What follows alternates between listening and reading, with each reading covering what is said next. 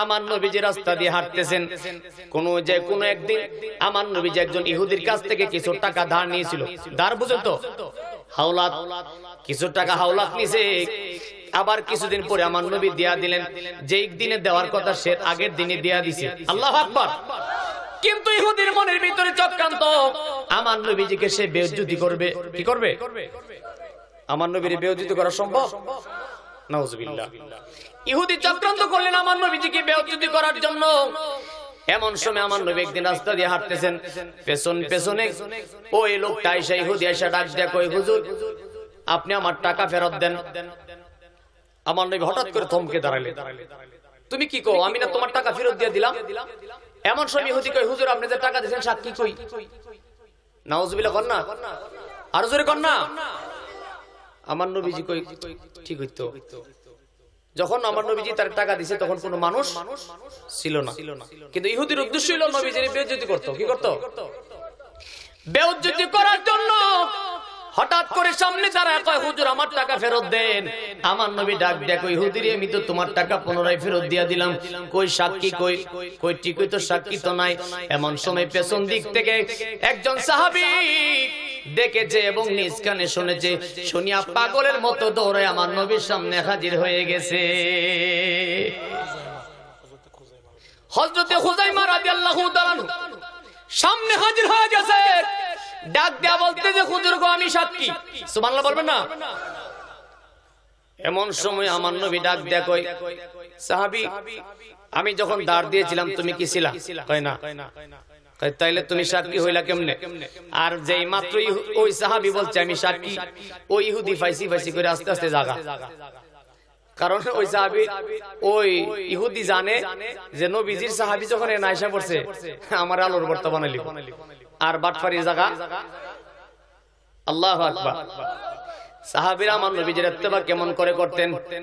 আমার মুসলমান ভাইরা, এমন সময় দেখা যায় ওই লোকটা যখন সামনে হাজির হয়ে গেছে, সাহাবী যখন হাজির হয়ে গেল, আমার নবী ডাক দেয়া কয়, সাহাবী রে, ও সাহাবী যখন আমি টাকা দিই তুমি ছিলা? কয় না।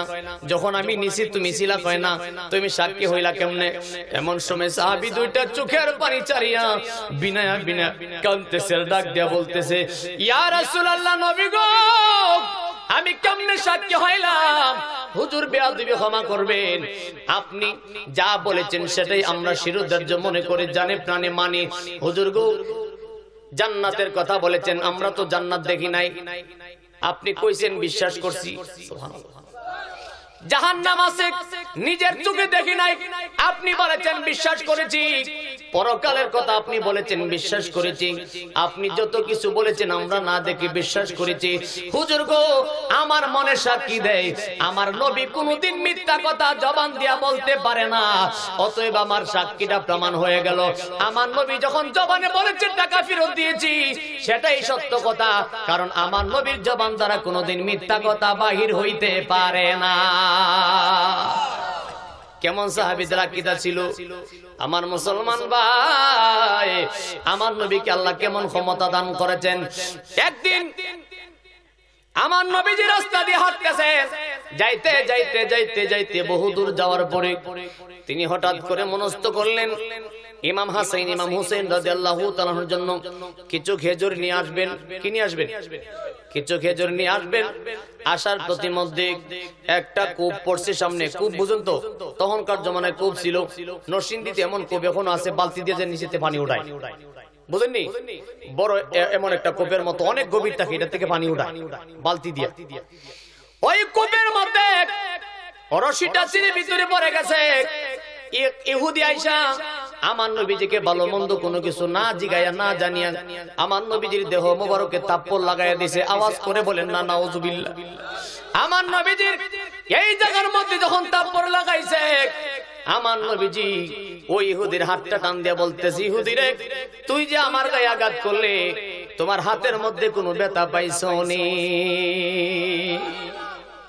থাপ্পড় দিছে আমার নবীজিরে। আমার নবীজি কই, তুমি যে থাপ্পড় দিছো হাতে কোনো ব্যথা পাইছনি? আমার নবী কেমন নবী! আল্লাহু আকবার। এমন সময় ইহুদি চলে গেলেন। আমার নবীজি আসতেছেন, হুজরা মুবারকের দিকে আসতেছেন, এক কদম দুই কদম করে আসতেছে। এই দিকে হযরতে ইমাম হাসান ইমাম হুসাইন রাদিয়াল্লাহু তাআলা আনহু, হযরতে ইমাম হুসাইন যখন ঘুমের মধ্যে ছিলেন, হাসান যখন নিদ্রার ভিতরে ছিলেন, এমন সময় ঘুমের মধ্যে স্বপ্নে দেখতেছে কে জানি আমার নবীজির জিসিম মুবারকের মধ্যে আঘাত করেছে। নাউজুবিল্লাহ। হযরতে ইমাম হুসাইন ঘুম থেকে জাগ্রত হয়া পাগল পারা হয়ে গেছে। হায় হায়, এত বড় কার সাহস রে, আমার নানার গায়ে আঘাত করবে। আমি হাসান বেঁচে থাকতে এটা কেমন করে সম্ভব হয়? আমার নবী এক কদম দুই কদম করতে করতে যখন হুজরা মুবারকের নিকটবর্তী হয়ে গেলেন, আমার বাবাজিরা বিরক্ত হইবেন না, এই কথাটা বলে আমার আলোচনা শেষ, আর আপনাদের বিরক্ত করব না। আমার নবী যে হুজরা শরীফের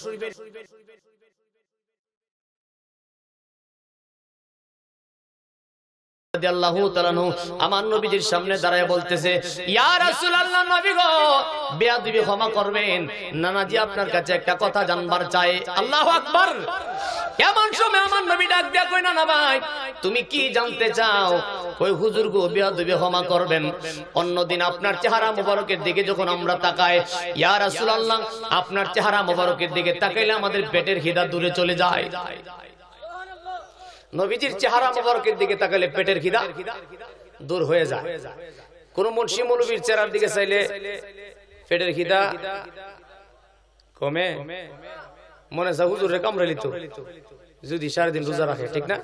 বলে ও আজ বন্ধ করেন হুজুর, সারাদিন রোজা রাখছি, ঠিক না বেটি? কিন্তু আমার নবীজির চেহারা মোবারকের দিকে যখন সাহাবায়ে কেরাম তাকায় থাকতো রে, 2 দিন 3 দিন পার হয়ে গেল, খানার কথা মনে হইছে না।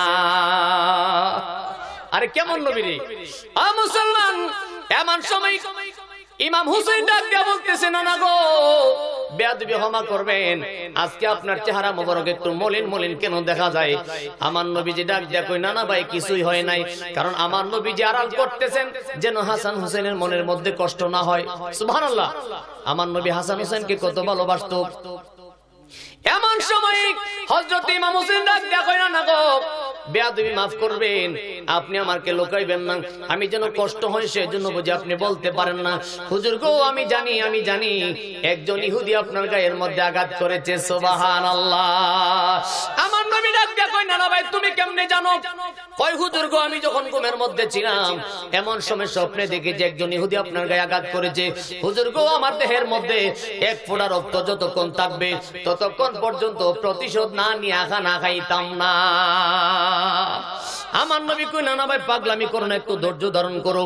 এই দিকে ইহুদি বাড়িতে যায় আর মনে মনে চিন্তা করতেছে, হায় রে, জীবনে তো কত লোকের সঙ্গে ঝগড়া করলাম রে, এটা কেমন লোক রে, বুঝলাম না, আমি আঘাত করেছি আবার আমার কাছে ক্ষমা চাই।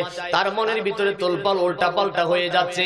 বাড়িতে যাইয়া তাওরাত কিতাব উল্টাইতেছে, 1 পৃষ্ঠা 2 পৃষ্ঠা করতে করতে করতে করতে কিছুদিন পড়ার পরে তাকায়া দেখতেছে ওই কিতাবের মধ্যে লিখতেছে, আখরি জামানার পয়গম্বর যিনি হবে, তাকে যদি কেউ কষ্ট দেয়, নবী প্রতিশোধ নিবে না, তার জন্য উল্টা দোয়া করবে। সুবহানাল্লাহ। ইহুদির চোখের পর্দা আল্লাহ উল্টায় দিছে। এই কথা দেখে তার মনের ভিতরে জ্বালা শুরু হয়ে গেল, হায় রে হায়, আমি কার গায়ে আঘাত করলাম রে, এদি আখরি জামানার পয়গম্বর, আমি কি করলাম? এমন করে তাওরাত জাবর ইনজিল কিতাবে পড়া দেখতেছে, ওই কিতাবের মধ্যে আমার নবীর কথা আছে। সুবহানাল্লাহ। ইহুদি পাগল পারা হয়ে গেছে, আমি কেমন করে নবীর কাছে ক্ষমা চাই, আমি কেমন করে নবীর কাছে ক্ষমা পাই, এই কথা চিন্তা করতে করতে যখন পাগল পারা হয়ে গেছে, হঠাৎ করে তার ভিতরে একটা হাল আইসা গেছে, যে হাতটা দিয়ে নবীর গায়ে আঘাত করলাম, এই হাতটা আমি দুনিয়ার জমিনে রাখবো না। ইহুদি জালালে হাল আইসা গেছে, ঘরের ভিতরে যাইয়া নিজের হাতে তরবারিটা দিয়া একটা কূপ দিয়ে হাতটা আলাদা করে দিছে। আওয়াজ করে বলেন না আল্লাহু আকবার। হাতটা কেটে ফেলেছে, রক্ত ঝরতেছে। কাটা হাতটা নিয়া আমার নবীজির হুজরা মুবারকের দিকে রওনা দিছে। কারণ ইহুদির কথা হইল যে হাত দিয়া নবীজির গায়ে বেয়াদবি করছি, এই হাতটা আনাম রাখিয়া নবীর কাছে যাইতাম না, কিন্তু নবীর কাছে যে কোনো কৌশলে আমার ক্ষমা পাইতে হবে। আওয়াজ করে কি ইয়া রাসূলুল্লাহ বলবেন না? এমন সময় যাইতে আমার নবীজির হুজরা মুবারকের নিকটবর্তী যখন হয়ে গেছে, এমন সময় দেখা যায় হযরত ইমাম হাসান হুসাইন রাদিয়াল্লাহু তাআলা তারা পাগল পারা হয়ে আছে। এমন সময় লোকটা যাইয়া আমার নবীজির নিকটবর্তী যখন হয়ে গেল, ডাক দেয়া বলতেছে, ইয়া রাসূলুল্লাহ, নবী গো, ইয়া রাসূলুল্লাহ, বেয়াদবি ক্ষমা করবেন হুজুর গো, আমি বুঝতে পারি নাই, ভুল করেছি, অন্যায় করেছি, আপনি মেহেরবানি করে আমাকে ক্ষমা করিয়া দেন। এমন সময় ইমাম হুসাইন ডাক দেয়া কয়, ইয়া রাসূলুল্লাহ, নানাজি, এই লোকটাই বুঝে আপনাকে আঘাত করেছিল, আমি তার এই মুহূর্তে দুনিয়া থেকে বিদায় করে দিব। আমার নবী কয়, নানা ভাই একটু ধৈর্য ধারণ করো, ও নানা ভাই একটু ধৈর্য ধারণ করো। এমন সময় আমার নবী ডাক দেয়া কই, হুজুরে কি হয়েছে কও? কই, হুজুর আমি বুঝতে পারি নাই, আপনার গায়ে আঘাত করেছি, মেহেরবানি করে আপনি আমারে ক্ষমা করিয়া দেন।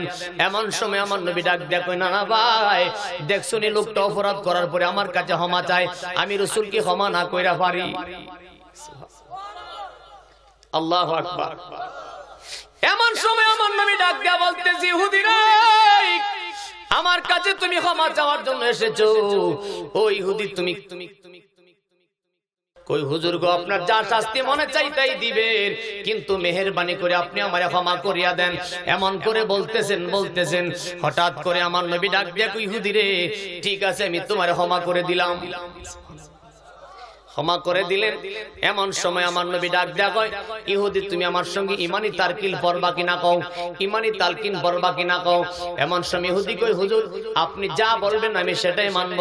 আমার নবী কই, পড়ো লা ইলাহা ইল্লাল্লাহু মুহাম্মাদুর রাসূলুল্লাহ সাল্লাল্লাহু আলাইহি ওয়াসাল্লাম। চিৎকার দিয়ে পড়েন না, ইয়া রাসূলুল্লাহ। আমার মুমিন মুসলমান ভাই, আলোচনা শেষ করে দিলাম, মেহেরবানি করে একটু ধৈর্য ধারণ করেন। শেষ কথাটা জানায়া দেয়, আল্লাহর জলিল কদর পয়গম্বর, যিনি নবীদের নবী, সমস্ত নবীদের নবী, সাইয়্যিদুল আম্বিয়া, সাইয়্যিদুল মুরসালিন, আমার নবী ডাক দেয়া কই, ইহুদি রে, এখন তো তুমি মুসলমান হয়ে গেলা। এমন সময় হযরত ইমাম হাসান হোসেন ডাক দেয়া কই, নানা গো, আপনার কথার উপরে, আওয়াজের উপরে আওয়াজ করা তো বেয়াদবি, হুজুর আপনি যেটা বলবেন সেটাই তো মানতে রাজি। সুবহানাল্লাহ। এমন সময় ডাক দেয়া কয়, আমার নানা ক্ষমা করেছে, আমাদের মনের ভিতরে আর কোনো রাগ নাই। এমন সময় আমার নবী ডাক দেয়া কই, ইহুদি রে, তোমার আরেকটা হাত কোথায়? তোমার আরেকটা হাত কয়।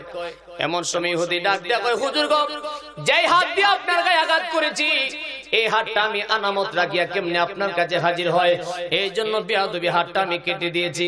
আমার নবী ডাক দেয়া কই, ইহুদি রে, এখন তো তুমি মুসলমান হয়ে গেলা, দেও দেখি তোমার হাতটা আমার হাতের মধ্যে দাও। আমার নবীজির হাত মোবারকের মধ্যে হাতটা দিলেন। আমার নবী ইহুদির কাটা হাতটা হাতের মধ্যে নিয়ে এমন করে একটু থুতু মোবারক লাগাইলেন। ফিতুর বাতি মদিনা শরীফের একটু মাটি নিলেন, আমার নবীজির থুতু মোবারক দিয়া হাতটা এই জায়গার ভিতরে লাগায় ডাক দেয়া কই, ইহুদি রে, তাকায়া দেখ, হাতটা তোর আগের মতো ভালো হইছে নি। আমার মুসলমান ভাইরা, এই পৃথিবীর জমিনে যত বৈজ্ঞানিক, যত দার্শনিক, যত ফিলোসফি আছে, যত ডাক্তার, কবিরাজ, ইঞ্জিনিয়ার আছে রে, এই পৃথিবীর জমিনে কোনো নজিরবিহীন ঘটনা নাই কোন মানুষের হাত কেটে গেলে লাগাইতে পারে। কিন্তু আমার নবীজি কাটা হাত থুতু মোবারক দিলে যদি ভালো হয়ে যায় রে। এখন আপনাদের কাছে জানতে চাই, যে নবীজির থুতু মোবারক দিলে কাটা হাত ভালো হয়ে যায়, যে নবীজির থুতু মোবারক দিলে আবু বকর সিদ্দিকের সাপের ব্যথা ভালো হয়ে যায়, ওই নবীর সঙ্গে যদি কথায়, কাজে, আকীদায়, ইঙ্গিতে কেউ তুলনা করে, এই লোকটা ঈমানদার না বেঈমান। এই কথাটা বুঝে ফেলে মেহনত করছি।